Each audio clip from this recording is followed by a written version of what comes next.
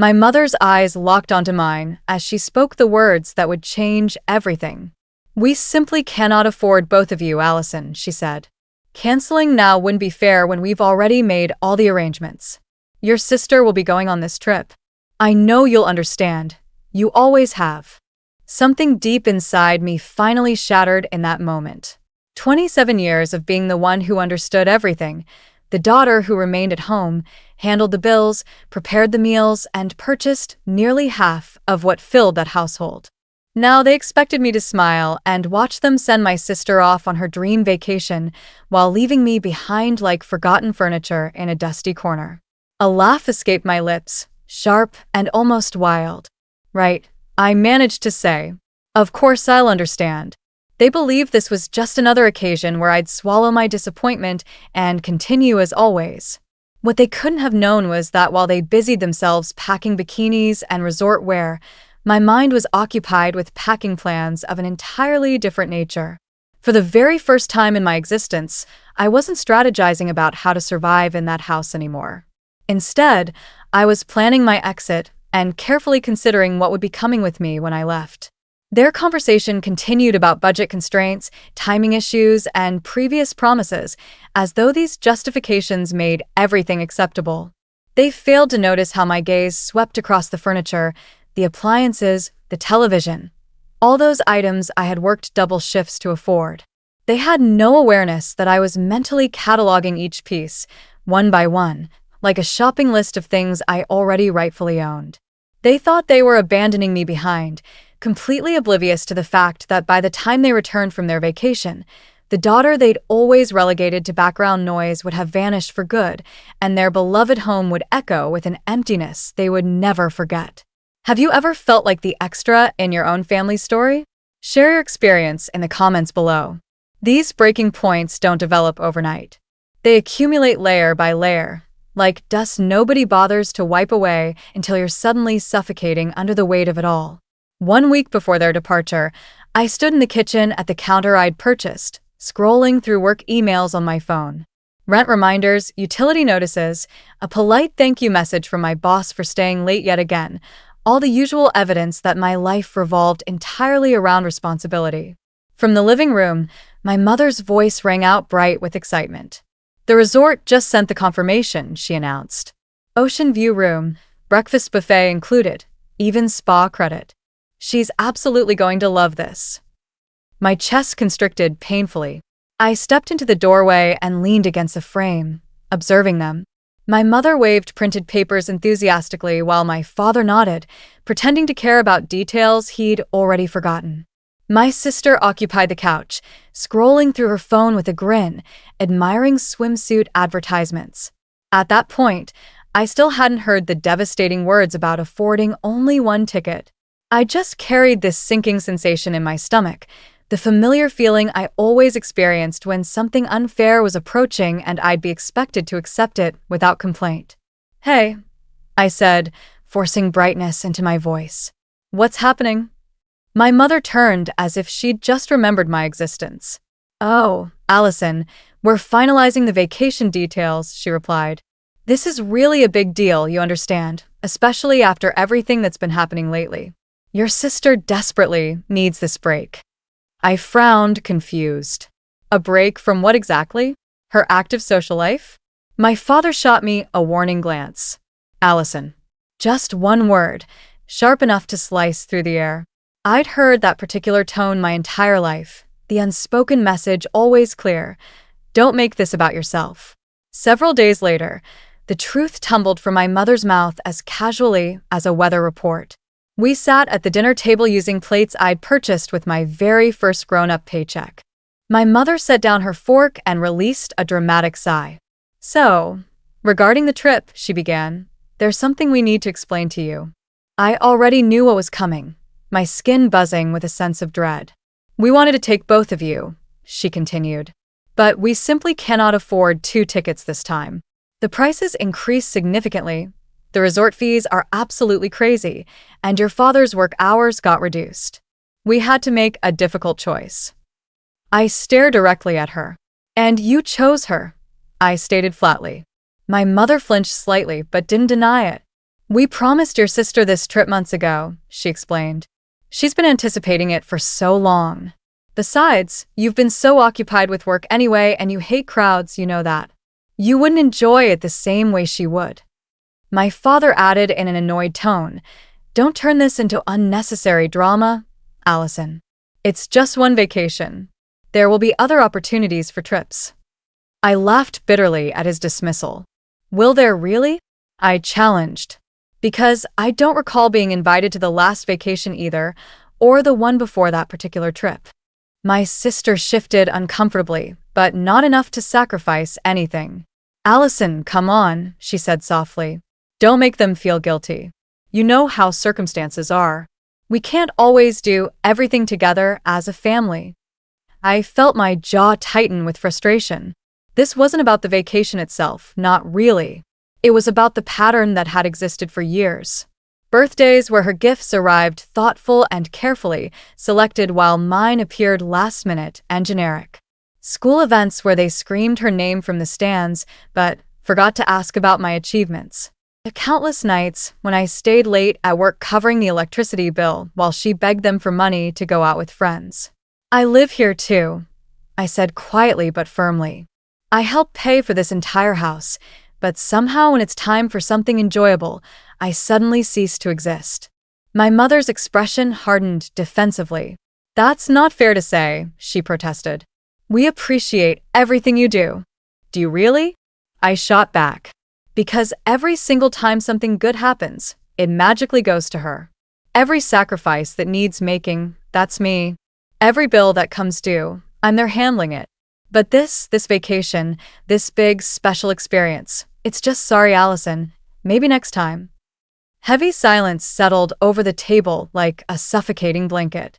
For once in their lives, neither of them had a quick answer ready. My father finally sighed deeply. "You're overreacting about this," he declared. "You're an adult now, Allison. You understand that life isn't always equal. Your sister is younger and still needs these kinds of experiences." There was that same tired excuse dressed up as parental wisdom. The younger one needs more attention, more money, more of everything that matters. "I needed you too," I replied, my voice dropping lower now, trembling slightly.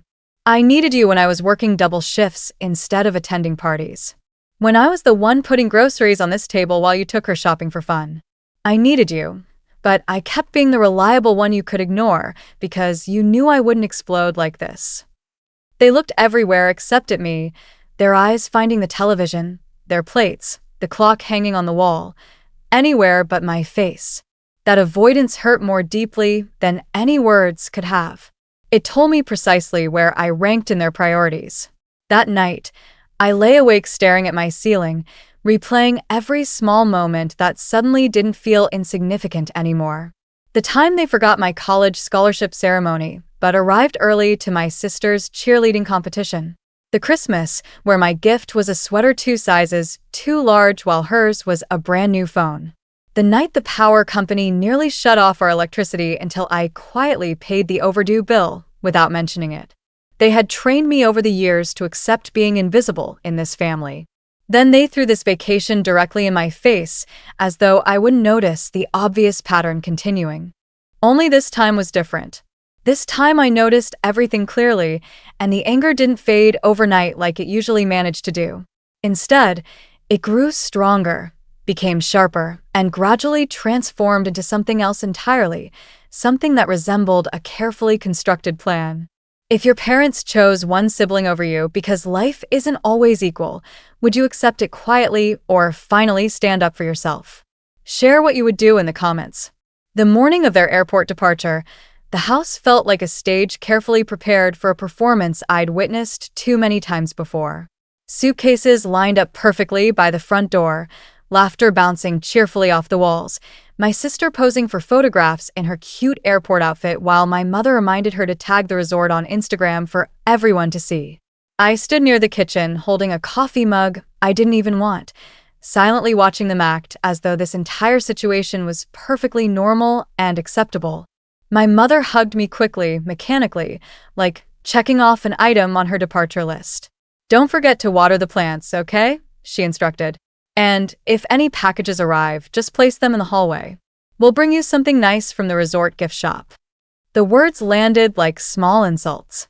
I forced another smile onto my face. "Sure, have a wonderful time." My father patted my shoulder briefly. "We'll only be gone 1 week," he said. "Try to relax for once in your life." Then they were gone, the front door closing with a cheerful slam that echoed through the house. Their laughter drifted down the driveway and faded away, followed by the sound of the car engine growing distant. The silence that followed felt heavy, but strangely satisfying in its honesty. I set the mug down carefully, walked into the living room, and really looked at everything surrounding me with new eyes.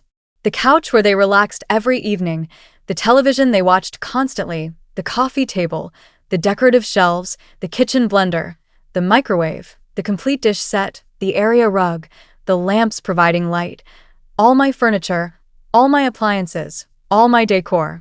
Everything I'd purchased over the years because we can't afford to replace that right now, Allison, and you're the one with a stable job anyway. I went directly to my bedroom and pulled out a folder from the bottom drawer of my desk. Inside were receipts, invoices, email confirmations, documented proof that these items belonged to me, evidence that I'd been keeping this entire household running while they played favorites with their daughters. I'd saved everything without really understanding why at the time. Now the reason became crystal clear. I called a moving company and scheduled a truck for 2 days later. "It's mostly furniture and kitchen appliances," I explained to the person on the phone. "Everything I personally purchased and paid for. I'm relocating to a new place." He didn't care about the family drama behind my request. Why would he? But when he asked whether anyone else would be present during the move, I felt a dark, calm satisfaction settle over me like a comfortable blanket. "No," I answered simply. "They're away on vacation." The following day, I went apartment hunting with focused determination. I discovered a small one-bedroom unit located a few blocks from the beach, close enough that I could smell the salt air drifting in, but far enough from my parents' house that I wouldn't have to drive past it by accident during my daily routine. The rent wasn't inexpensive, but I'd been budgeting carefully my entire adult life, and my bank account could absolutely handle it. The landlord, a middle-aged woman with tired but kind eyes, handed me the lease agreement after a quick glance at my employment pay stubs. "You sure about this decision?" she asked with genuine concern. "Moving out on your own is quite a big step to take." I smiled with real confidence for the first time in weeks. "I've been on my own for years now," I replied honestly. "This is just the first time it'll be officially recognized." On moving day, the truck pulled up to the curb directly in front of my parents' house.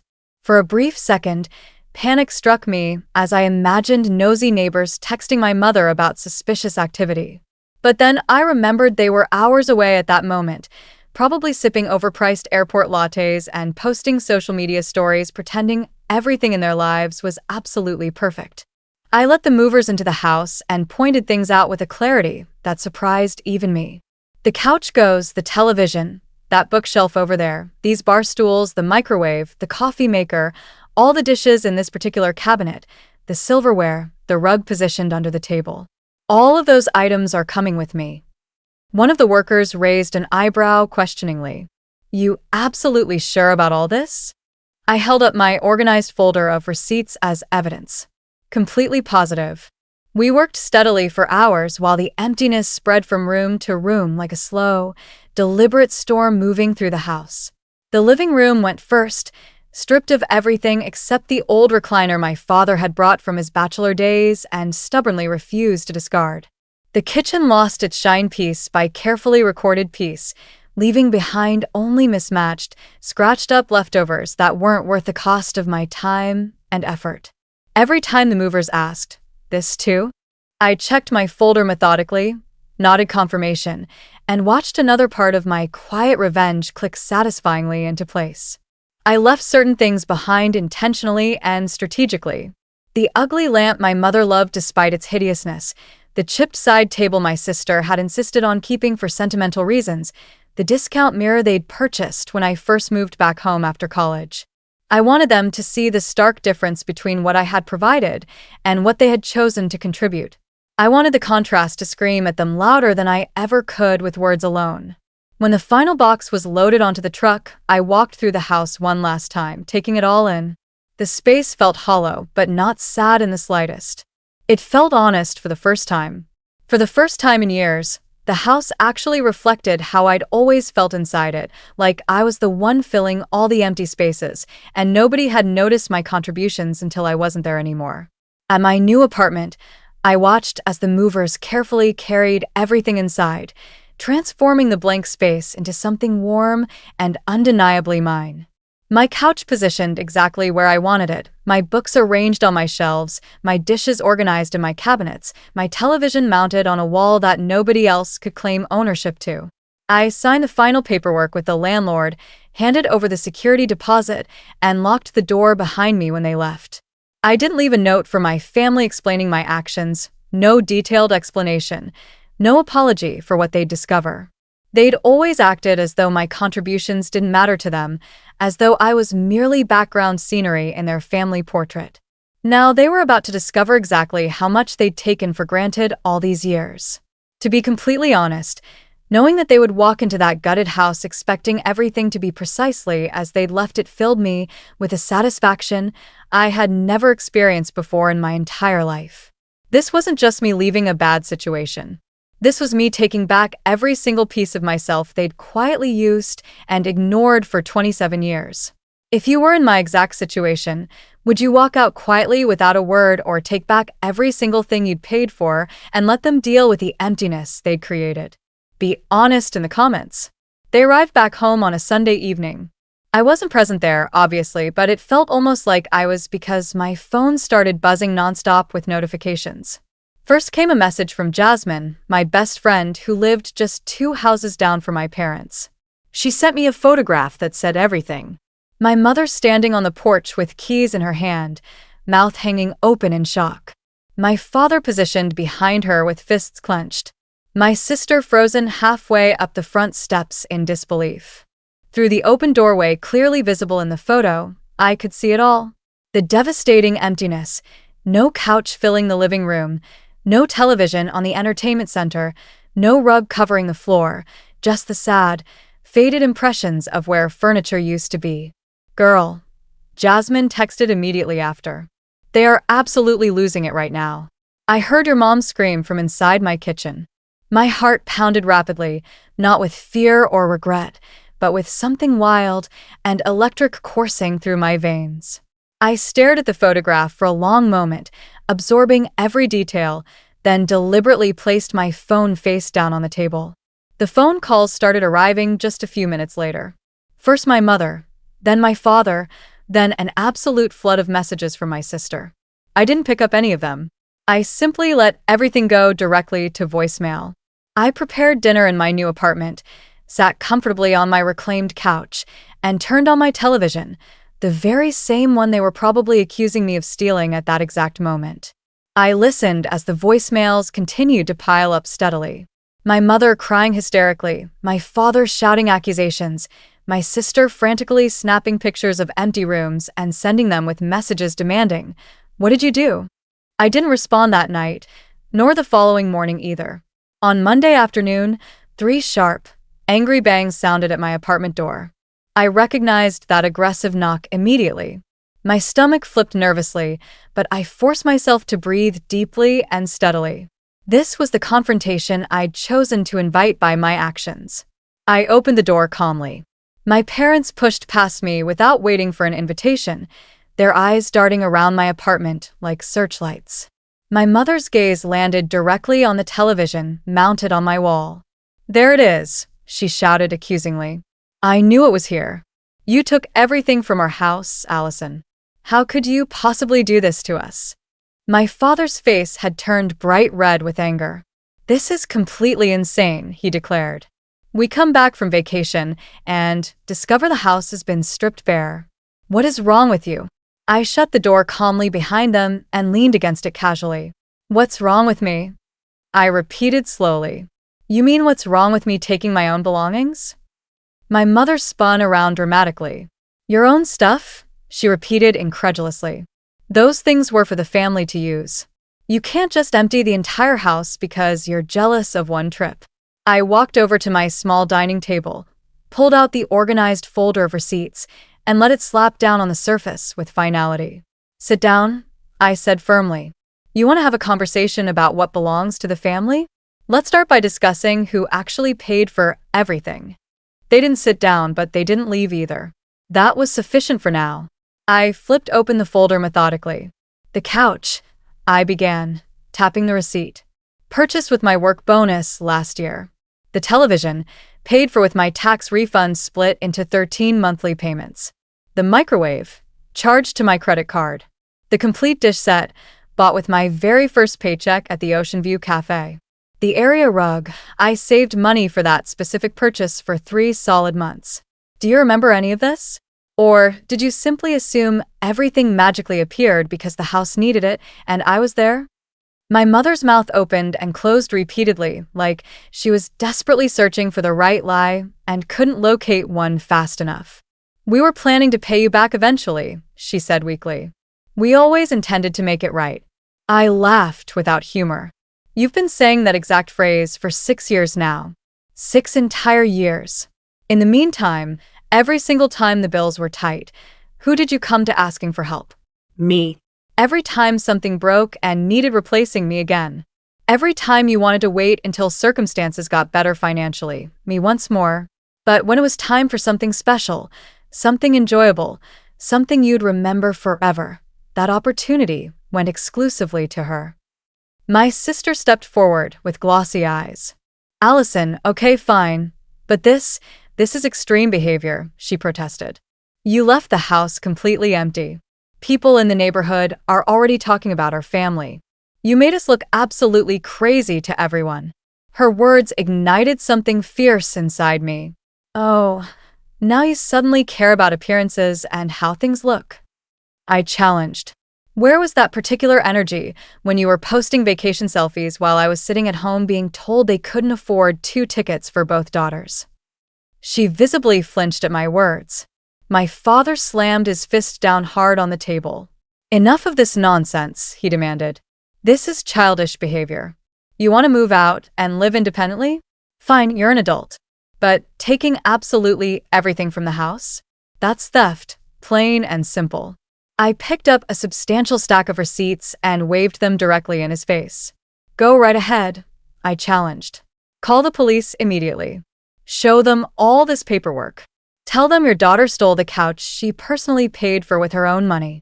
See how well that conversation goes for you." He glared at me intensely, but his hand didn't reach for his phone. We all knew perfectly well he wouldn't actually make that call. He didn't want anyone else discovering just how extensively they'd been leaning on me financially for years. For several seconds, the room went deadly quiet and tense. This was the moment where in some families, everything would soften with tears, heartfelt apologies, and promises to change behavior. That's absolutely not what happened here. My mother sank heavily into one of my chairs and buried her head in her hands. "We were so worried when we first came home," she said quietly. "We genuinely thought something terrible had happened to you. And then you realized you were worried about the furniture." I corrected sharply. "Not actually about me. When was the last time you were genuinely worried about how I was doing, Mom? Not just about whether I'd cover the power bill or drive someone somewhere, but about how I was actually feeling and coping with everything." She didn't answer my question. My father continued staring at the floor in silence. My sister sniffled dramatically, but I noticed she was also glancing around my apartment carefully, taking mental inventory of everything I'd managed to build for myself now that I wasn't focusing all my energy on keeping them comfortable and stable. "I'm not coming back to that house," I stated finally with absolute certainty. "This isn't a temporary phase. This isn't some tantrum I'll get over. I'm completely done being the backup daughter who holds everything together so you can pretend the golden child is the only one who truly matters to you." My father rubbed his forehead tiredly. "So, what, that's it?" he asked. "You just cut us off entirely over one vacation?" I shook my head slowly and deliberately. "No, not over one vacation," I clarified. "Over years and years of being invisible in this family. Over you telling me directly to my face that you couldn't afford to treat me like I mattered as much as her. Over you constantly assuming I'd keep pouring money and energy into a house where I was just a shadow nobody really saw. My mother's shoulders shook with suppressed emotion. We made mistakes, she whispered brokenly. We didn't realize you felt this way about everything. We were trying our best with what we had. Your best wasn't good enough, I said quietly but firmly. And now you get to live with the consequences of that. They left several minutes later, not with dramatically slammed doors this time, but with heavy, defeated footsteps and stunned silence hanging over them. My sister was the last one approaching the doorway. She turned back to face me. I'll call you later, she said hesitantly. Don't bother, I replied directly. Not unless you're ready to have an honest conversation about what you've done too. She swallowed hard and left without another word. I locked the door securely behind them and leaned my forehead against the cool wood, my heart still racing from the confrontation. I expected to feel crushing guilt washing over me. I didn't feel that at all. I felt clean and liberated, like I'd finally told the complete truth out loud, and miraculously the world hadn't ended because of it. Everything had just shifted and rearranged itself around new boundaries that I should have established a very long time ago. If your family stormed into your new place furiously accusing you of stealing what you personally paid for, would you back down to keep the peace or stand your ground exactly like I did? Share your honest thoughts in the comments. The fallout spread rapidly through our community. In a small beachfront town like ours, dramatic family stories spread faster than the ocean tide. By midweek, people at the Ocean View Cafe were whispering about that family whose daughter moved out suddenly and emptied the entire house. Some customers told the story as though I was a villain who'd committed some terrible crime. Others, especially the ones who actually knew me well, lowered their voices and said sincerely, honestly, good for her taking a stand. Jasmine filled in all the missing details for me. They came back absolutely furious. She told me during my work break, casually stirring her iced coffee. Your mom was yelling in the driveway loud enough for everyone to hear, saying you'd betrayed the entire family. Your dad was talking seriously about contacting lawyers. But then the neighbors started asking pointed questions like, didn't Allison pay for most of that stuff herself? You should have seen their faces change when people started questioning their version. I imagined that scene clearly, and the satisfaction felt almost dizzying. My parents hadn't just lost furniture and appliances. They'd lost the carefully crafted image they'd spent years projecting to everyone. The stable, loving family with a hardworking older daughter and a sparkling, perfect younger one. Now people were asking uncomfortable questions about why their hardworking older daughter had quietly moved out and taken everything she owned, why their house looked like it had been robbed while they vacationed, why this golden family suddenly had visible cracks running straight through the middle of their facade. My sister attempted to control the narrative on social media. One day, she posted a photograph from the vacation with a caption about learning who really has your back in difficult times. The comment section absolutely did not go the way she expected it to. Someone from our high school wrote, "Didn't your sister help support your family quite a lot? This post seems pretty harsh considering that." Another person added, "Heard she basically furnished your whole house. If that's actually true, I'd probably take my stuff too." I didn't particularly enjoy being the center of neighborhood gossip, but I couldn't lie to myself. The idea that people were finally seeing behind the curtain they'd maintained, that realization felt like its own quiet form of payback. Meanwhile, my parents were forced to live with the consequences in a very practical, uncomfortable sense. Jasmine reported that the first time she went over to drop something off, the house looked genuinely sad. Her exact word, not mine. Old recliners sitting alone, bare floors throughout, echoing kitchen spaces, the kind of emptiness you absolutely can't fix with a scented candle and a decorative throw pillow. My father complained loudly to neighbors about how expensive it was going to be to replace everything they'd lost. We didn't realize how much she'd actually bought over the years, he kept saying repeatedly, as if that statement was some kind of reasonable defense of their behavior. My mother snapped at him in the front yard one afternoon, loud enough for Jasmine to overhear from her own property. If you hadn't always run to Allison for money constantly, we wouldn't be in this horrible mess right now. For once in their lives, they weren't blaming me to my face anymore. They were blaming each other instead, and that shift felt significant. As for my sister, the fallout hit her in a completely different way than it affected our parents. She'd returned from her dream trip expecting to bask in the warm glow of vacation photos and exciting summer stories to share. Instead, she walked directly into a half-empty house, parents who were constantly arguing loudly, and whispers at her workplace about being the favorite daughter whose sister finally had enough and left. A girl she worked with apparently asked her point-blank one day, "Is it actually true your family left your sister home alone because you couldn't afford 2 tickets?" My sister, who'd always been so supremely confident, so ready with a clever comeback, had absolutely no good answer to that direct question. Jasmine told me she looked small and uncertain for the first time anyone could remember. Not pathetic exactly, but genuinely stunned, like the golden pedestal had been kicked out from under her, and she had no idea how to balance on her own 2 feet anymore. While they scrambled desperately to make sense of their new reality, I was quietly and methodically building mine with careful intention. I picked up extra shifts at the Ocean View Cafe, not because I financially had to anymore, but because I wanted to pad my savings account even further. My apartment gradually started to feel like a real home. I hung pictures on the walls, not of fake family memories, but of the ocean at sunset, beautiful landscapes, and little Polaroid photographs Jasmine and I took on random weekday nights when we felt spontaneous. I bought myself 1 plant, then 2 more, then a third. I cooked dinner in my own kitchen and ate at my own table whenever I felt like it, not according to some unspoken schedule I was expected to maintain for others. One afternoon, my cafe manager pulled me aside privately. "You've been absolutely killing it lately," she said with genuine appreciation.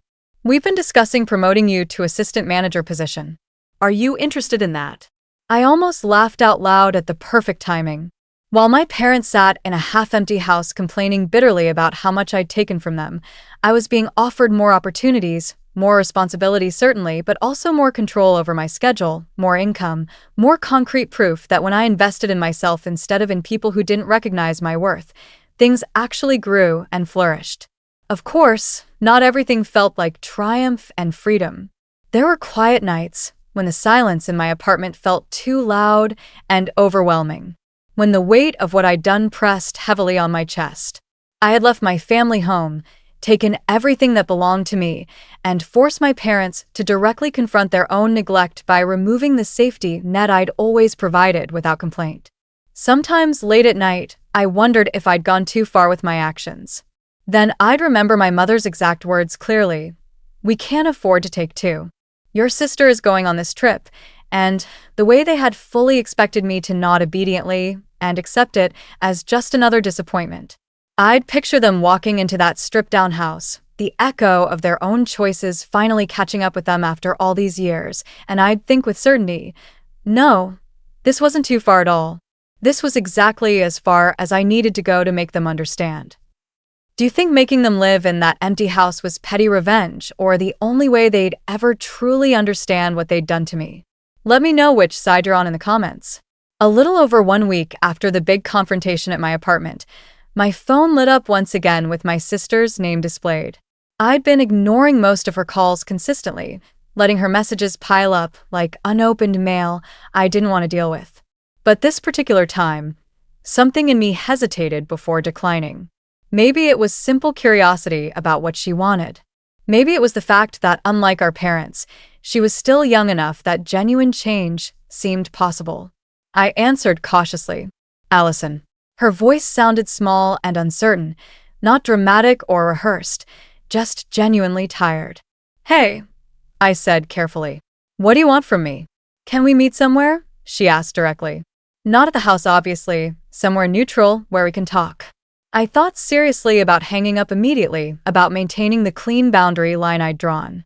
But then I remembered all those early years where it had been me and her against the world, before the favoritism became impossible to ignore, before our roles hardened into permanent positions. "Fine," I agreed finally. "The Ocean View Cafe tomorrow afternoon, 5 o'clock. "Okay," She breathed with obvious relief. Thank you for giving me a chance. The next day, she was already waiting when I arrived, sitting in a corner booth with a half-empty glass of water in front of her. No makeup carefully applied, no Instagram-ready outfit, just my sister looking nervous in a way I'd never witnessed before. You look different, I observed as I slid into the booth across from her.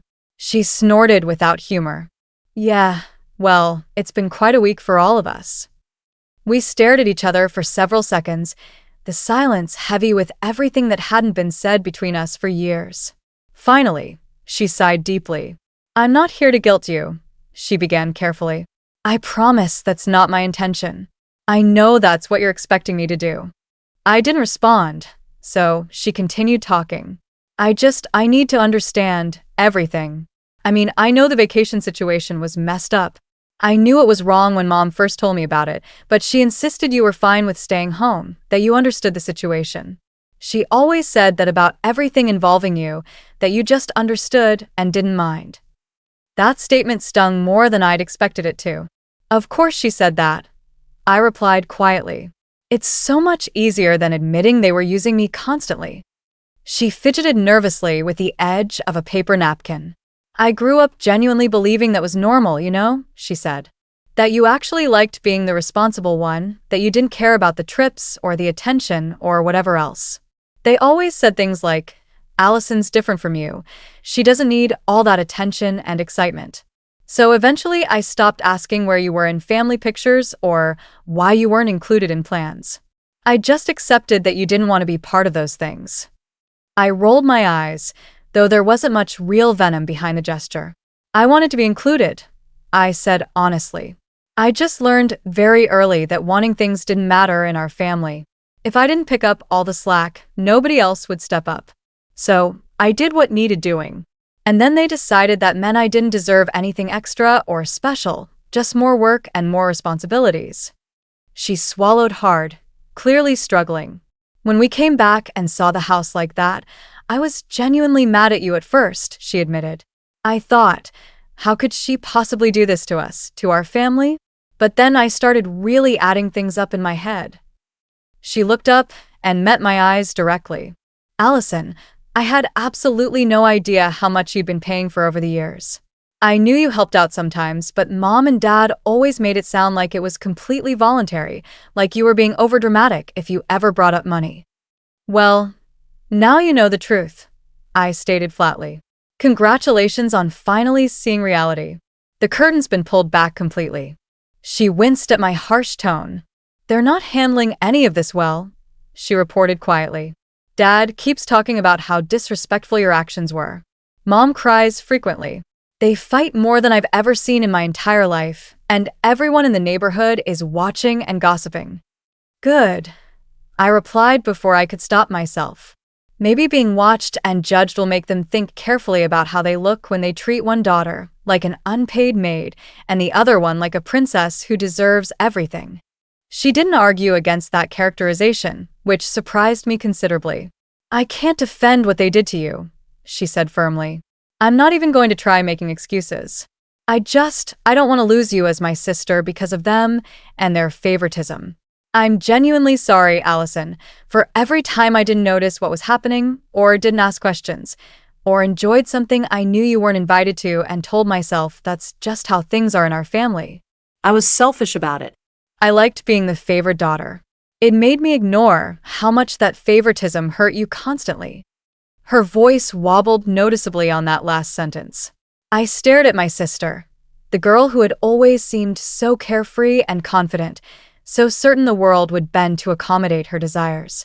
For the first time ever, I saw the cracks in that facade, the doubt, the shame, the genuine regret. You benefited from a system, I said slowly and deliberately. Even if you didn't create it yourself, you enjoyed the advantages. You need to own that. I know I did, she whispered. And I hate that I enjoyed it for so long. I hate that I didn't stand up for you when I should have. When Mom said they could only afford one ticket, I should have absolutely refused to go without you. I didn't do that. I told myself it was already booked and too late to change anything. But the real truth is, I wanted to go on that trip and I didn't want to risk losing it by making a fuss. That raw honesty hit me harder than any excuse or justification would have. It was ugly and uncomfortable and exactly the kind of truth I'd been needing to hear from her. I took a deep breath. I won't lie to you, I said carefully. I wanted you to feel the shock, the loss, the embarrassment of all this. Not because I don't love you, but because you've been protected from consequences your entire life. I wanted you to understand what it feels like when someone makes a decision that benefits them personally and leaves you to deal with all the painful fallout. She nodded slowly, processing my words. I get that now, she said. I really do understand. And I know a simple apology doesn't magically fix years of this, but I am sorry. I'm sorry they chose me over you repeatedly. I'm sorry I let them do it without objection. I'm sorry I didn't see you were drowning while I was floating comfortably. We sat there in heavy silence for a while. The waitress came by and refilled our water glasses, giving us a sympathetic smile she probably didn't even realize she was offering. Outside the cafe windows, the ocean glinted beautifully in the fading afternoon light. I'm not ready to forgive them, I said finally, breaking the silence. Maybe I never will be able to. But you… I paused, carefully searching for the right words. You're not innocent in all this, but you're not them either. And you're here right now trying. That counts for something significant. Tears slipped down her cheeks. So what happens now? She asked quietly. Now, I said thoughtfully, you decide who you want to be going forward. Their golden child who pretends this is all my fault and nothing needs to change, or the person who finally tells them the honest truth about what they've done to this family. She swallowed nervously. They're not going to listen to me, she protested weakly. Maybe not, I agreed. But I won't even consider letting you back into my life properly if you're not at least willing to try standing up to them. She met my eyes directly, and for the first time in many years I felt like we were on the same side of something important. I'll try, she said with firm determination. I'll stand up for you even if they hate hearing it. I nodded acknowledgement. Then we'll see what happens from here.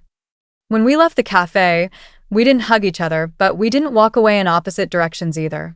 We walked in the same direction for a while, talking about nothing particularly important and everything that mattered, awkwardly building the basic outline of a new kind of relationship, one that wasn't scripted by our parents' favoritism and wasn't weighed down by years of resentment. If your golden child sibling finally admitted they enjoyed the favoritism but genuinely wanted to change their behavior, would you give them another chance or keep your distance for good? Tell me what you'd do in that situation. A little over 1 month passed before I saw my parents again face to face. During that time, my life kept moving steadily forward in positive ways. I accepted the promotion at the cafe to assistant manager, which came with a raise, more control over my schedule, and this quiet, steady sense of pride in my accomplishments. My apartment felt more and more like a real home with each passing day. I started a small savings account labeled Future Allison, money that for once wasn't secretly earmarked in my head for someone else's emergency or crisis. My sister kept her word about standing up for the truth. She called sometimes, not to beg me to fix things with our parents, but to update me on what was happening at the house. They're trying to replace the furniture slowly, she reported one time, but it's going really slowly. They didn't realize how expensive everything actually was.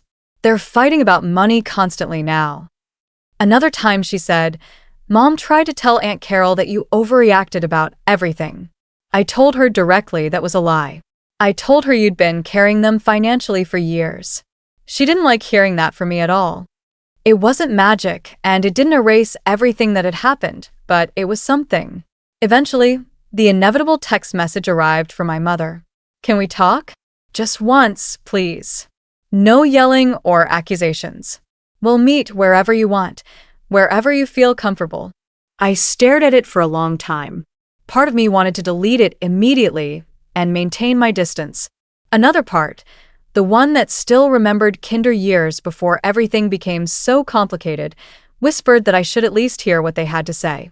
I chose a public location, a quiet cafe on the opposite side of town from both my apartment and their house. Completely neutral territory for this conversation.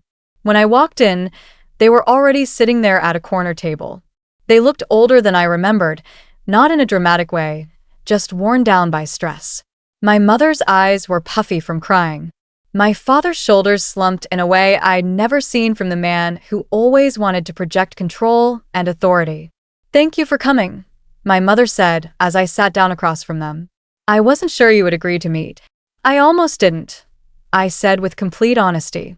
"There's no point lying about that now." My father cleared his throat uncomfortably. "We owe you an apology," he said, the words sounding stiff and rehearsed like they'd been practiced in front of a mirror. "We handled things badly with you." I raised an eyebrow. "Which things specifically?" I asked. "The vacation? The years before it? The way you treated me like a walking bank account?" He visibly flinched. My mother took a shaky breath. "All of it," she said quietly. We didn't see you, not really. We saw what you did for us, not who you were as a person. It was easier to lean on you than to admit we were struggling.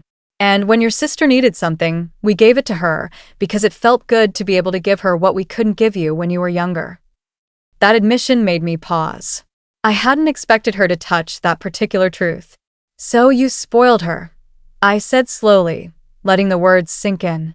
"Because you felt guilty about how hard things were financially when I was a kid. And instead of making it up to me, you used me to finance your guilt." My mother's eyes filled with tears.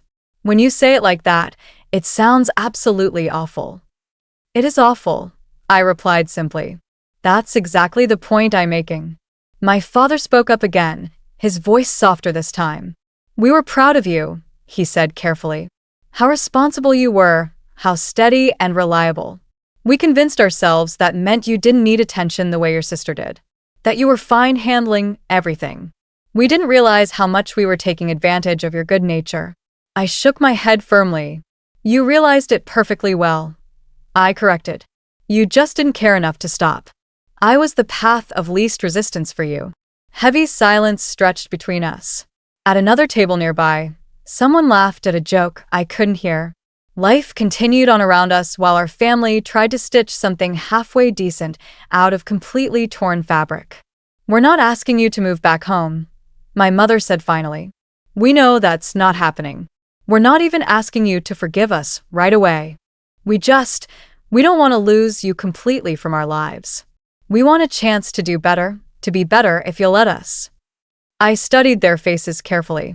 I saw guilt, fear, shame, and something else underneath it all, something that resembled genuine regret. But regret wasn't the same as actual change. I'd learned that lesson the hard way. "Here's what I'm willing to offer," I said carefully. "I will stay in contact with you. I will answer calls sometimes. I might come by for short visits eventually. But I'm not your safety net anymore. I'm not your financial backup plan. If you're in trouble, you figure it out like everyone else has to. If you want a relationship with me, it's on equal footing going forward. Respect me properly, or we have nothing." My father nodded quickly. "Of course, we completely understand." "No," I said firmly. "You say you understand now.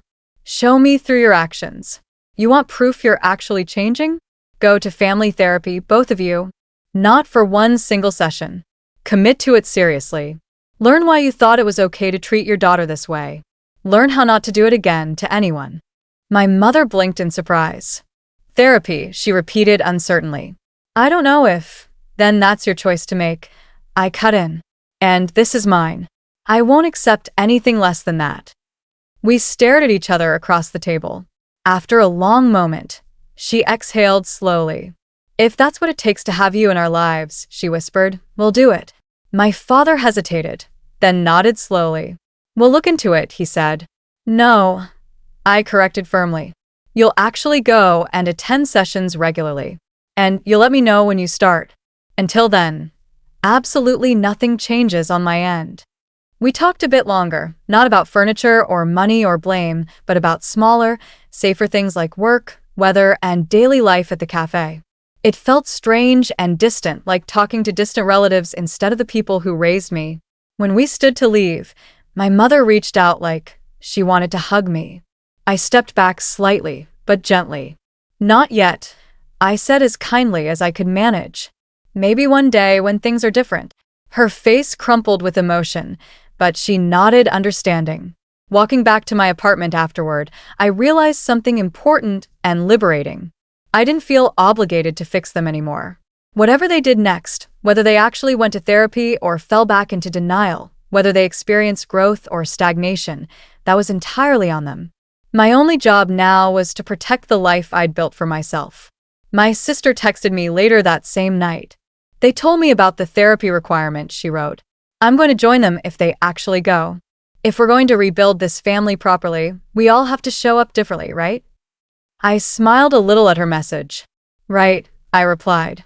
But remember, if they don't follow through with it, you're allowed to make your own choices too. You don't have to go down with their ship. I curled up comfortably on my couch, the same one that had once sat in their living room, now firmly and permanently mine. I thought about the girl I'd been just a few months ago, the one who stood in that kitchen hearing. We can't afford to take two. Your sister is going, and almost accepted it as just another unfair thing in a long list of disappointments. I thought about the version of me who packed up everything she owned, emptied a house of her contributions, and walked away from people who took her for granted.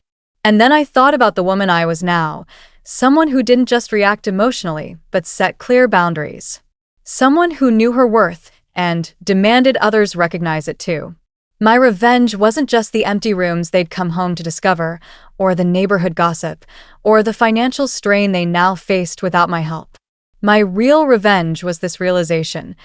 I took my life back completely. I made them see the hole I'd been filling all along. And whether they ever fully changed or not, I knew one thing with absolute certainty. I would never let anyone make me feel like the extra in my own story again. Is the best revenge walking away and building a life where you're finally valued, or making them live with the guilt and emptiness they created? If you were me, which ending would you choose? Comment below and let me know.